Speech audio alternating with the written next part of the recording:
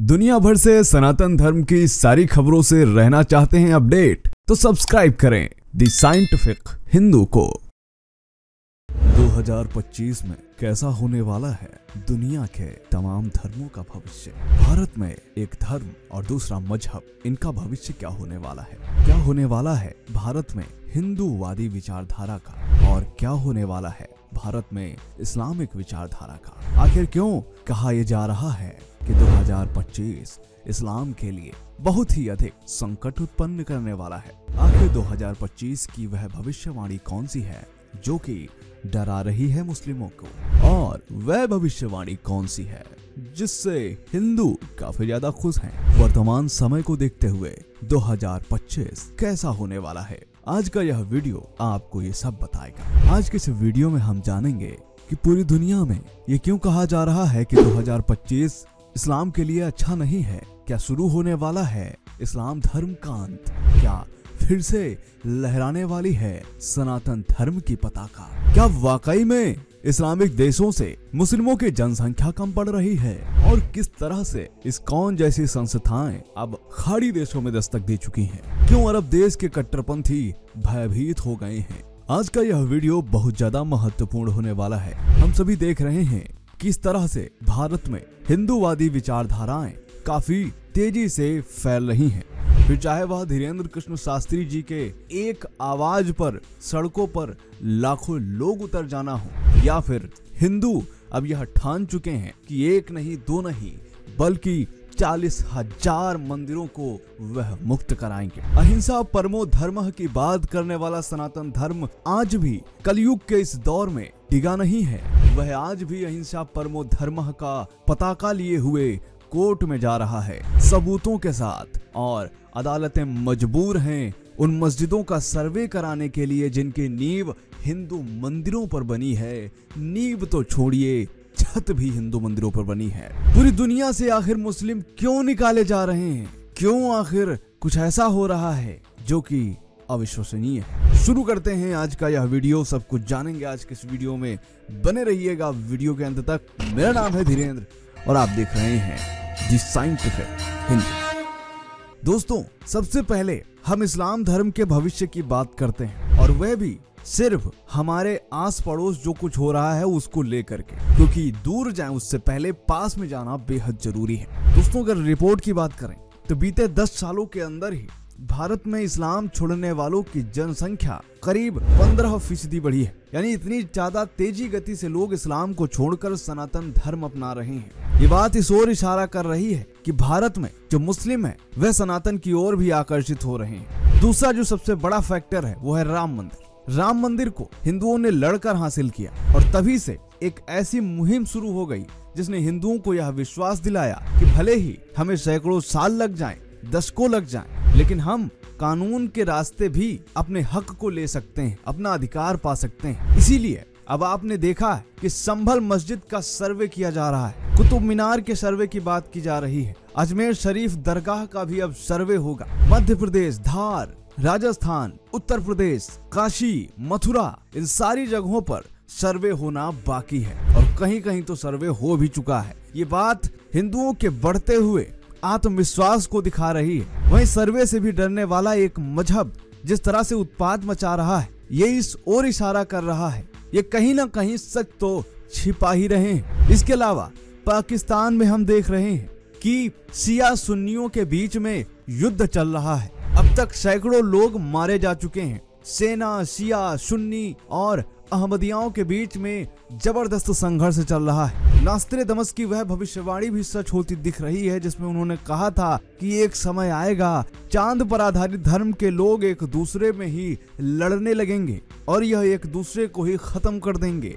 इसका सीधा उदाहरण हमें पाकिस्तान में देखने को मिल रहा है। वह पाकिस्तान जिसका बंटवारा ही इस्लाम के नाम पर हुआ था, और वहीं पर इस्लाम के मानने वाले अब अलग अलग प्रकार से आपस में ही युद्ध कर बैठे।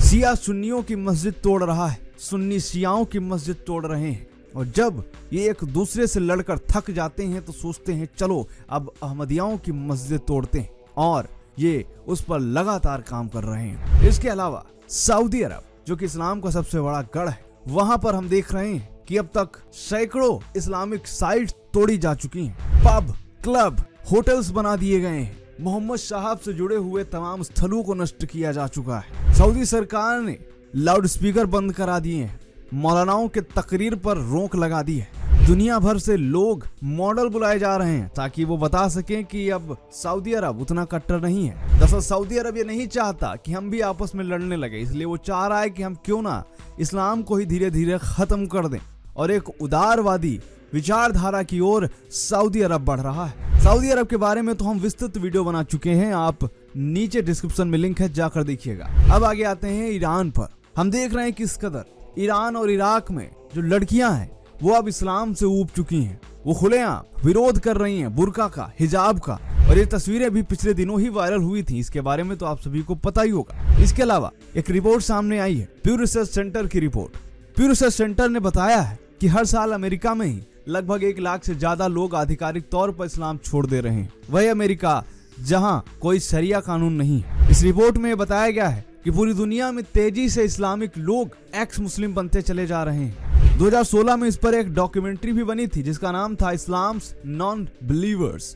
रिसर्च सेंटर ने पूरी तरह से इस नेटवर्क की इन लोगों से बात की और पता चला कि पूरी दुनिया में बीते 7 सालों के अंदर ही एक्स मुस्लिमों का संगठन 40% की स्पीड से बढ़ा है। इसमें बताया जा रहा है कि सऊदी अरब, दुबई, ईरान, इराक, तुर्की, इन सारी जगहों पर लोग इस्लाम को छोड़ रहे हैं। वे इस्लाम की प्रैक्टिस नहीं करते। इस रिपोर्ट में बताया गया कि जब उन्होंने मुस्लिमों को एक चेकलिस्ट दी जिसमें क्रिश्चियन, मुस्लिम, जैविस, हिंदू, अदर और एथिस्ट था, तो ज्यादातर लोगों ने एथिस्ट लगाया।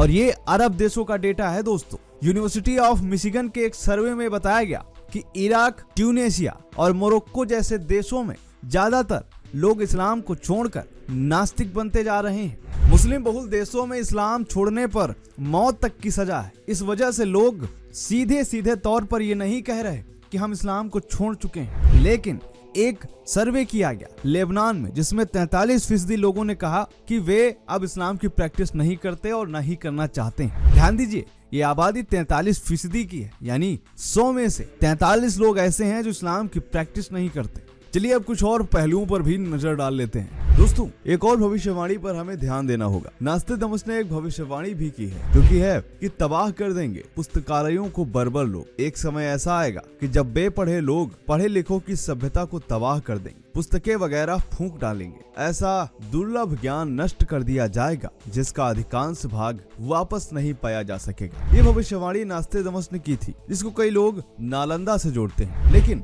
नालंदा से जोड़ना तो हमें ठीक रहेगा, लेकिन नालंदा जब जलाया गया था तब नास्तिकदमस का जन्म भी नहीं हुआ था। इस कारण नालंदा जैसी घटना पुनः हो सकती है, ऐसी बात नास्तिकदमस ने की है। नास्तिकदमस ने एक और भविष्यवाणी की है, वो ये कि सागरों के नाम वाला धर्म चांद पर निर्भर रहने वालों के मुकाबले तेजी से पनपेगा। यानी हिंद महासागर के नाम पर एक ही धर्म जिसे हिंदू धर्म कहते हैं, जिसमें ये बताया जा रहा है कि चांद पर निर्भर रहने वालों के मुकाबले तेजी से पनपेगा, यानी इस्लाम से तेजी से बढ़ेगा हिंदू धर्म। और ये बात इस समय की कई रिपोर्ट्स बता रही हैं। चाहे आप ऑस्ट्रेलिया ले लीजिए, चाहे आप अमेरिका ले लीजिए, चाहे सऊदी अरब, दुबई, फ्रांस, रूस, इन सारी जगहों पर जो रिपोर्ट सामने आई है, जिसमें सबसे बड़ी रिपोर्ट प्यू रिसर्च सेंटर की है, जिसमें कई देशों में हमने देखा है कि इस्लाम से ज्यादा जो आबादी बढ़ रही है, जो धर्म बढ़ रहा है, वो हिंदू धर्म ही है। हिंदू धर्म सिर्फ जनसंख्या के मामलों में ही नहीं बढ़ रहा है, बल्कि उसकी रीति, परंपराएं, ये सब हम देख रहे हैं कि पूरी दुनिया में बढ़ रही हैं। और बीते 1 दशक में तो यह आश्चर्यजनक रूप से बढ़ा है। इस्लामिक देश भी अब मंदिर बना रहे हैं। इसके अलावा सेंचुरी द्वितीय की एक और भविष्यवाणी है। जी हाँ, सेंचुरी द्वितीय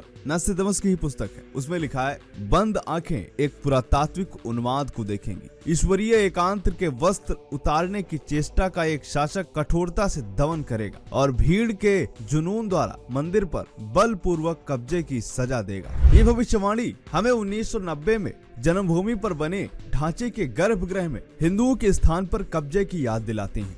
और जब अपना अधिकार लेने हिंदू वहां पर पहुंचे तो सैकड़ों हिंदुओं का कत्लेआम किया गया। इसके बाद जो कुछ भी हुआ सब जानते हैं। अगर उस समय वे हत्याएं नहीं की जाती तो संभवतः बाबरी विध्वंस भी नहीं होता।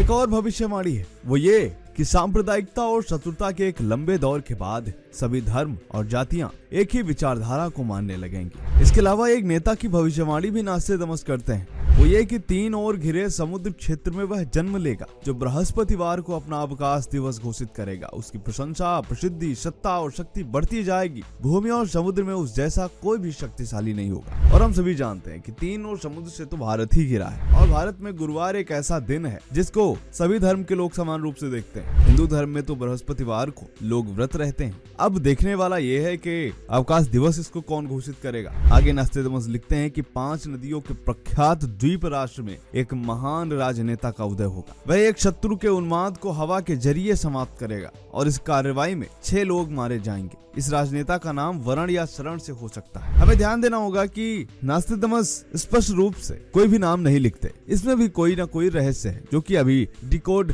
नहीं किया जा सका है। भारत में हम सभी जानते हैं कि कई सारी नदियां हैं, लेकिन पंजाब के आसपास का क्षेत्र ऐसा है जो कि 5 नदियों की भूमि कहा जाता है। प्राचीन काल में इसे पंचनंद प्रदेश भी कहा जाता था। पंजाब प्राचीन काल से धरती की राजनीति का मुख्य केंद्र रहा है। अब देखना होगा कि ये भविष्यवाणी कैसी है और किसके लिए की गई है। नास्टेडमस की भविष्यवाणियों की ज्ञाता महाराष्ट्र के ज्योतिषाचार्य डॉक्टर रामचंद्र जोशी ने इस पर एक मराठी में पुस्तक लिखी है। उसमें वो नास्टेडमस की सेंचुरी का हवाला देते हुए लिखते हैं कि ठहरो, राम राज्य आ रहा है। एक अधेड़ उम्र का व्यक्ति भारत ही नहीं सारी पृथ्वी पर स्वर्ण युग लाएगा और अपने सनातन धर्म का पुनरुत्थान करके यथार्थ भक्ति मार्ग बताकर सर्वश्रेष्ठ हिंदू राष्ट्र बनाएगा। तत्पश्चात ब्रह्मदेश, पाकिस्तान, बांग्लादेश, श्रीलंका, नेपाल, तिब्बत, अफगानिस्तान, मलाया आदि देशों में वही सार्वभौम धार्मिक नेता होगा। सत्ताधारी चांडाल चौकड़ियों पर उसकी सत्ता होगी। वह नेता शायरन दुनिया की आशा मालूम होता है। बस देखते रहो। इस बात से स्पष्ट होता जा रहा है कि यहाँ पर नास्टेडमस एक नेता की बार बार बात कर रहे हैं। अब वह नेता कौन हो सकता है? प्रधानमंत्री नरेंद्र मोदी, योगी आदित्यनाथ या फिर बागेश्वर धाम के पीठाधीश्वर धीरेन्द्र कृष्ण शास्त्री जी? क्योंकि एक बोल पर जिसके लाखों लोग सड़कों पर उतर आए, वह संत ही नहीं नेता भी है। और संत प्राचीन काल से ही नेता रहे हैं। नेता का अर्थ सिर्फ राजनीति करना नहीं होता, नेता का अर्थ मार्गदर्शन करना भी होता है। अगर धीरेन्द्र कृष्ण शास्त्री जी हिंदुओं को इसी तरह जगाते रहे तो वह दिन भी दूर नहीं जब पूरी दुनिया में सनातन का डंका काफी तेजी से बजेगा। इसके अलावा हो सकता है यह भविष्यवाणी योगी आदित्यनाथ जी के बारे में कही गई हो या फिर किसी ऐसे नेता के बारे में कही गई हो जिसके बारे में हम जानते नहीं। लेकिन अब देखना होगा कि यह भविष्य कैसा होता है। तो दोस्तों, यह वीडियो आज के लिए इतना ही। मिलते हैं आपसे अगले वीडियो में। तब तक के लिए जय हिंद, जय भारत, वंदे मातरम।